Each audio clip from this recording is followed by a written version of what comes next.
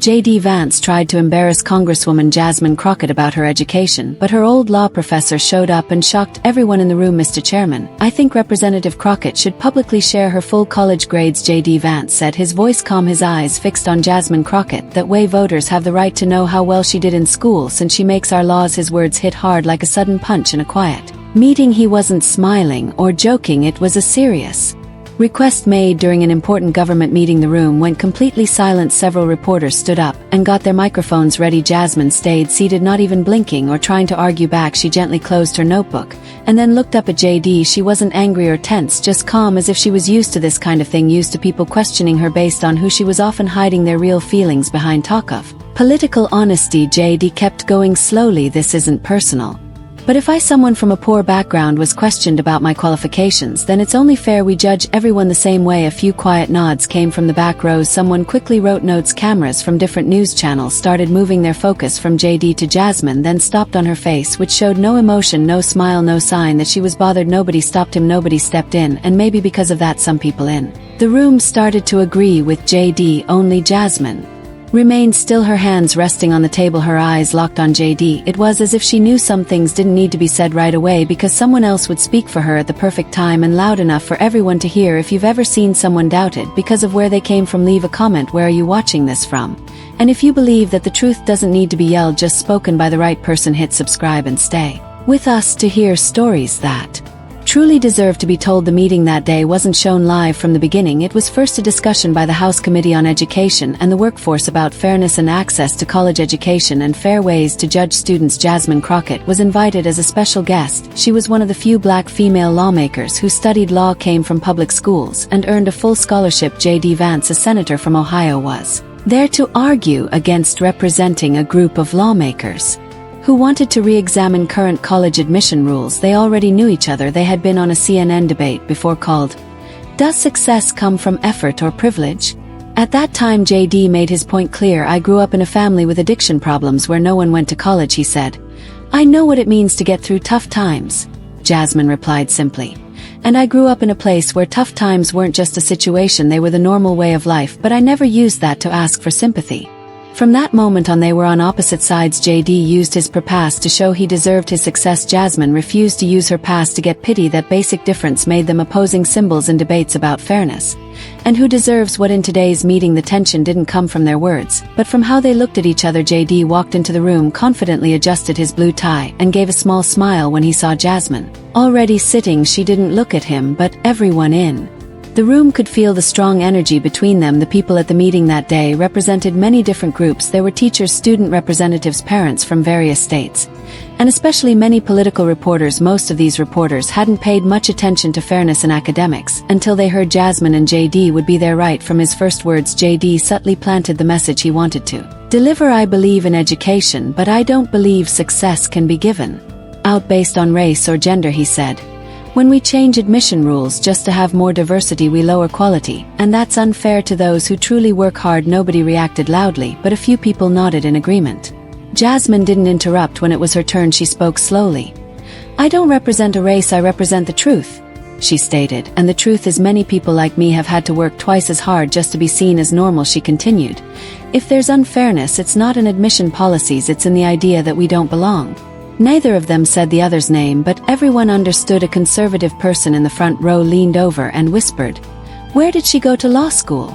A young reporter quickly searched for her online and went silent when he saw that Jasmine had been a top student at the University of Texas School of Law. She had also won a National Essay Prize on Constitutional Conflicts and Civil Rights. Politico once wrote a single line about her, the woman who made the entire Judiciary Committee reopen old investigation files with a 12-minute rebuttal. In contrast, there's a little known fact about JD. In his final year of law school, he once asked for a break from school for personal reasons. This was allowed as a special exception. The news didn't look into it, no one questioned it, because he was seen as the man who overcame poverty, and people don't closely examine stories that fit an inspiring narrative. Nothing was said out loud, but that situation made the audience quietly wonder who had been examined more closely. Jasmine sat in the middle of the room, her hands lightly resting on the table. In her hand she only held a notebook and a blue pen. JD glanced at her once before the camera started rolling. She didn't react, just gave a quiet look, sharp as a blade. A political expert leaned over and whispered to a coworker, They're not arguing, but this isn't a hearing, it's a chess match, and it looks like JD just made a risky move.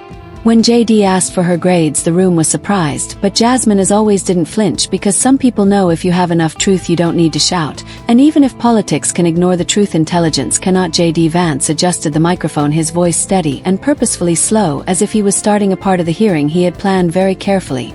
"Ladies and gentlemen," he said, looking around the room, "I'm not here to attack anyone personally."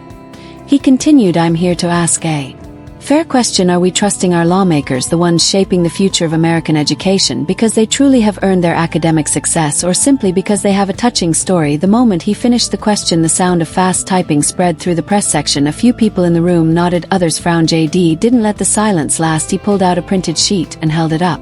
"This is an anonymous post from a platform called intellect," he said, "where former students and professors share insights on the school records of public figures who attended law school." He went on, "In this post, someone claiming to be a former professor questions if Representative Jasmine Crockett's school record is real, specifically asking if any special favors were made during her graduation." A murmur started from the left side of the room. Jasmine still said nothing. She simply tilted her head slightly, her eyes fixed on the paper JD was holding. A committee member asked, "Is that an official source?" JD replied, "I'm not claiming it's fully confirmed, but I do believe it's worth discussing, especially since we're here to talk about admission rules and school results." At this point, all cameras slowly moved to focus on Jasmine. She didn't smile, she didn't rush to answer, she simply turned a page in her notebook and spoke in a voice that was calm but clear enough for every microphone to pick up. "Senator Vance, please make it clear," she said. "What exactly do you want me to prove? A grade, a ranking, or an entire life?" No one laughed, no one clapped, but the question cut sharply through the polite surface of what had been presented as a respectful debate. "All confirmed, but I do believe it's worth discussing, especially since we're here to talk about admission rules and school results." At this point, all cameras slowly moved to focus on Jasmine. She didn't smile, she didn't rush to answer, she simply turned a page in her notebook and spoke in a voice that was calm but clear enough for every microphone to pick up. "Senator Vance, please make it clear," she said. "What exactly do you want me to prove? A grade, a ranking, or an entire life?" No one laughed, no one clapped, but the question cut sharply through the polite surface of what had been presented as a respectful debate. JD didn't back down. Instead, he stepped forward. "If I was ever questioned about my record," he said, "I was ready to share it, good or bad," he continued. "But when someone avoids answering a simple question, it's often because there's something to hide." A wave of deep breaths swept through the room. Some people started to lean toward JD's side, a few nodded, some whispered, "He's got a point." The split in the room became clearer. The left side leaned toward Jasmine, the right leaned toward JD. A very experienced journalist wrote in a notebook, "An academic fight hidden as fairness." Jasmine still didn't fight back. She looked up and directly at JD for the first time during the hearing, not with anger, but with enough force to stop the next sentence forming in his mouth. And then the silence stretched until a sound broke it. A chair shifted as someone stood up from the audience. It was a young, thin student wearing a pale yellow guest badge. His voice wasn't loud, but it was steady and slightly shaky. "Excuse me, I'm a first-year law student. I didn't plan to speak," he said. "But if being a good student is the rule for making good laws, then why are there people with impressive degrees passing unfair laws?" The room went completely silent. Some people turned to look at him, others turned toward JD. No one answered, no one could. That question wasn't aimed only at JD, but it shattered the one-sided push that had been in his favor. JD avoided the student's eyes. He looked down at the table and quickly tried to get back control by repeating, "I'm simply asking whether Representative Crockett is willing to be open as I've always been." The statement no longer carried the same weight it once had. A woman in the third row wearing a beige jacket leaned to her friend and whispered, "That kid asked the one question no one dared to." The change wasn't dramatic, it slowly moved in like a quiet tide, with people now starting to question JD's reasons, not because he was wrong, but because he was too exact, too perfect, like a carefully practiced media plan. As for Jasmine, still silent, her quietness was no longer a defense, it had become a strong statement. A PBS camera slowly moved to her hand, holding a blue pen tightly. An academic expert later wrote in a comment, "That was the most powerful unspoken moment of the entire hearing." Because while people argued about grades, someone quietly proved that truly educated people know when to hold back their answers and save them for a moment that carries more importance. Just when the tension was highest, something totally unexpected happened. And then at that exact moment, something completely unexpected happened. A government clerk walked up to the chairman's desk and whispered something. The cameras didn't catch the words, but the expression on Chairwoman Sharon Jennings' face changed. From neutral to stunned, she looked up and tapped her microphone. "We've just been informed that an unregistered guest has asked to speak as an additional witness with information directly related to the question asked by Senator Vance." She paused briefly and glanced at the name. "That person is Professor William Hart, former Dean of Law at the University of Texas." The room collectively held its breath. JD turned his head. Jasmine closed her eyes. And not to hide anything, but as if she had known this moment would come. JD Vance took a deep breath, getting ready to finish his speech with a carefully practiced line. "If we want our lawmakers to represent the best of our education system, then at the very least they should show it," he said. He looked up, his eyes landing on Jasmine, but before JD could say anything more, a voice rose from the back row. It wasn't loud, but just loud enough to make the entire room stop. Everyone turned. A tall man with silver hair and a steady walk slowly came from the back of the room. He wore a long coat, held a stack of documents in his left hand, and leaned on an old carved wooden cane with his right. No one recognized him at first, until the government clerk confirmed. "Professor William Hart, former Dean of Law, University of Texas." JD froze. A quick look of surprise crossed his face, then quickly changed toward the committee staff. Jasmine didn't turn around. She simply breathed out as if letting go of a heavy stone that had been pressing on her chest. Professor Hart stepped to the center of the room. He didn't need a microphone. His voice was deep, slow, and clear enough that everyone listened. "I apologize for not signing up in advance," he said, "but I'm here as someone who has taught both main figures in today's discussion, Senator Vance and Representative Crockett." He paused, carefully opened a folder and pulled out a single sheet of paper, old and yellowed, but perfectly protected in a plastic cover. "This is not a transcript. I didn't bring that. I brought something else." He held it up. It was a copy of Jasmine Crockett's final paper titled "Equal Under Law, Unequal in Practice, a Legal Fracture." Below her name it said, "Winner of Best Legal Essay 2013 Federal Civil Rights Category." The hearing room was silent. This essay was written while Jasmine's mother was in the hospital in the final days of her life. Professor Hart explained, "I know this because I was the one who approved her request to get more time, but she turned it down." He quoted her, "If I can't write this while I'm in pain, then what's the point of writing law at all?" A quiet sob broke from the back of the room. PBS cameras moved to a young female student wiping tears from her cheek. JD looked down at the table, his hands clenched, saying nothing. Professor Hart continued, this time turning directly to JD. "I taught you too, Senator Vance," he said. "I wrote the letter that allowed you to come back to the program after your family left." He added, "I don't regret that, but I say this now not to make anyone look bad, but to bring fairness back to someone who has been quiet for too long." He paused, then with a voice as steady as a judge's hammer he said, "I taught both of you, but only one of you ever used hardship as a reason to delay, and that person was not Jasmine." No one breathed. That sentence needed no defense, no more explanation. It cut clean, drawing a line through the room, not between right and wrong, but between success earned and success simply talked about. Professor Hart said nothing more. He placed the essay on the hearing table, nodded gently to Jasmine, and turned to leave. No one clapped, no one stopped him. The air was too serious, as if any movement might break the moment.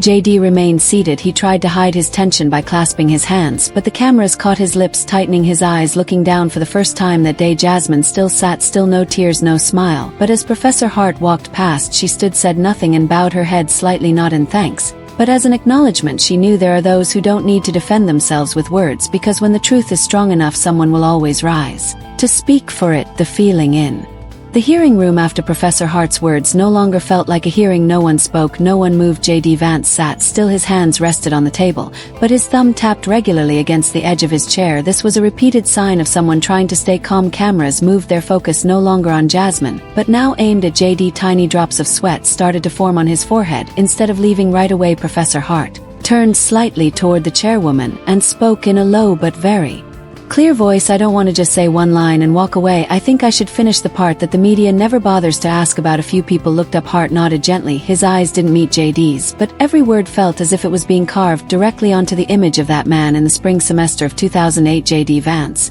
then a final year law student, sent me a long email asking to put off all his exams. Professor Hart explained in it. He said he was going through a mild depression due to family pressure. I agreed. He continued, "I even told him if needed I'd write a letter supporting him taking a full semester off, because I believe sometimes what someone needs is understanding, not a grade." JD didn't react. He tilted his head slightly downward as if trying to hide the stress showing on his face. Professor Hart slowly turned to a second document. "And this is the request form submitted by Jasmine Crockett around the same time."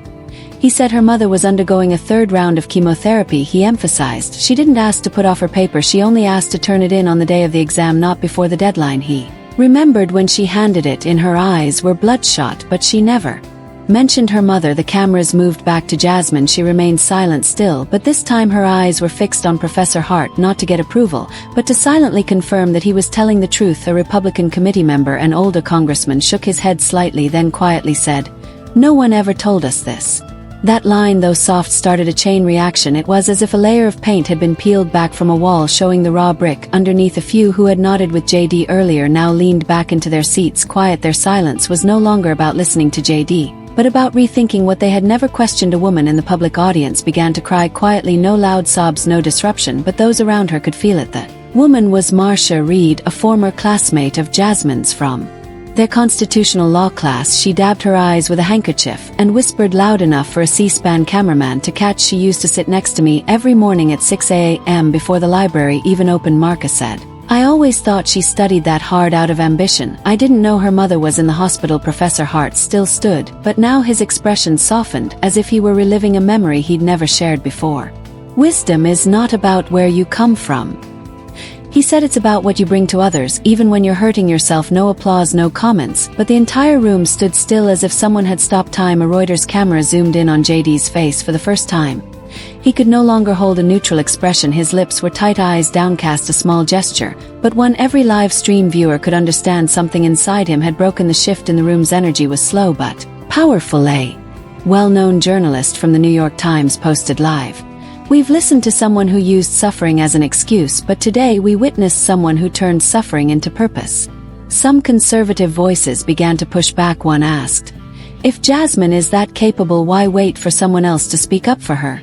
But most didn't respond because they knew that question no longer fit the moment. At the back of the room, a young student live streaming the event put down his phone and typed a caption, "Today, I learned something. Wisdom doesn't shout, it just needs the right person to tell it at the right time." In the final shot of this part of the recording, the camera slowly moved back to Jasmine. She didn't speak, she didn't say, "Thank you for defending me."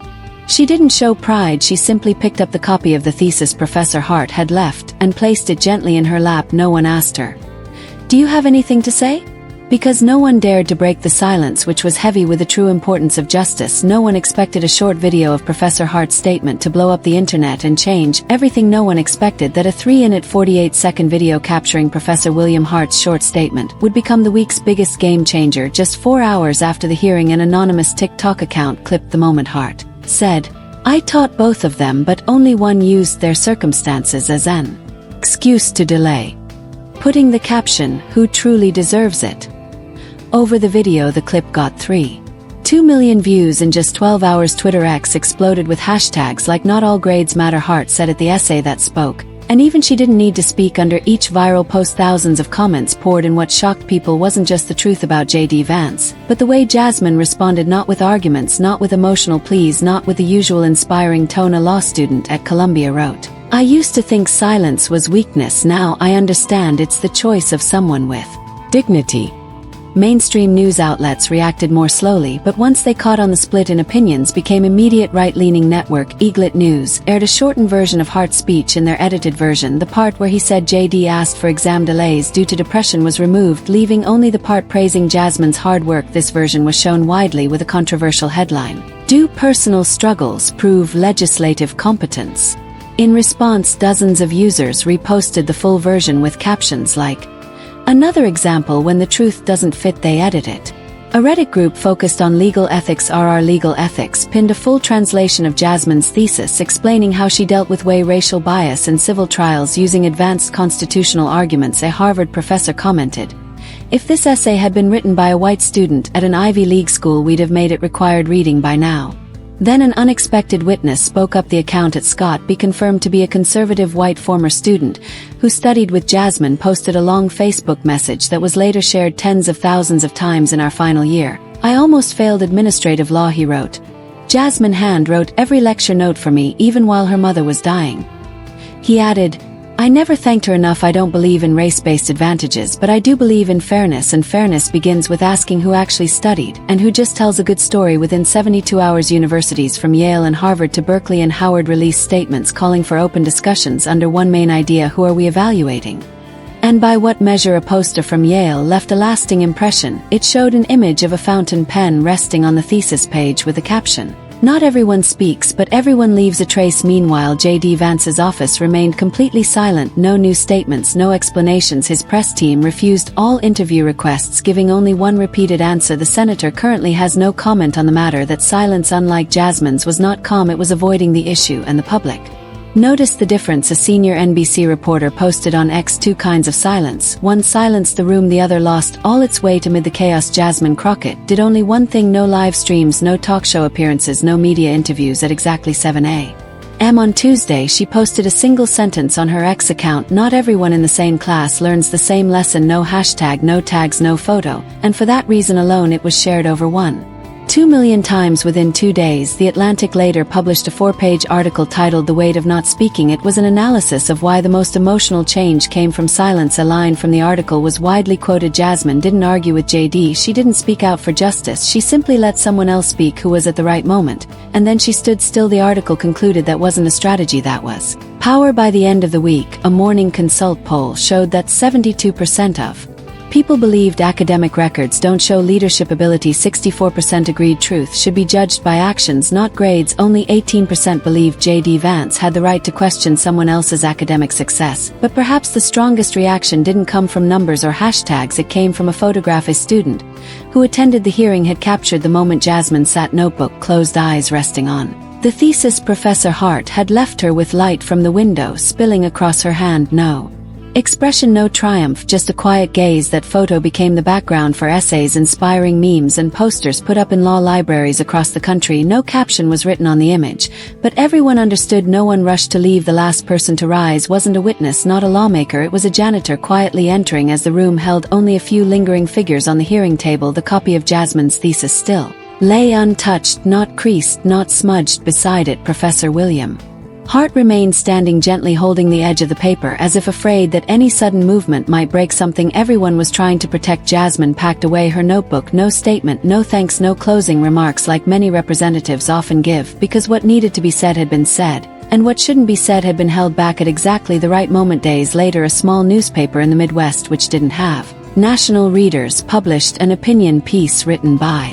a 16-year-old high school student. The author, signed only as someone still learning. The piece spread quickly across different platforms, centered on a single sentence that made readers pause: "I'm not afraid of bad grades, I'm afraid of learning without knowing why I'm learning." The piece didn't mention Jasmine or JD Vance, but anyone who read it knew it was written after that hearing. The writing wasn't perfect, but the emotion was real, something no school curriculum could ever create. Soon after, universities from famous institutions like Princeton and Yale to community colleges in the South began trying a new uncommon format: reverse feedback sessions. In these sessions, students could evaluate professors not just through official forms, but in open discussions. A department head at the University of Minnesota said in an internal meeting, "For the first time in years, I realized sometimes we teach without ever asking, have our students learned anything from the ears way we treat them?" One photograph unexpectedly became the symbol of the entire hearing. It wasn't JD being caught bowing his head, it wasn't Professor Hart raising the thesis, it was the moment he stood beside Jasmine without a word. She didn't look at him, he didn't look at her, but his hand rested gently on the thesis, and hers rested on her notebook. No spotlight, no camera tricks, just two people standing together in a room that had just gone through the most important conversation of the year. That image spread quickly.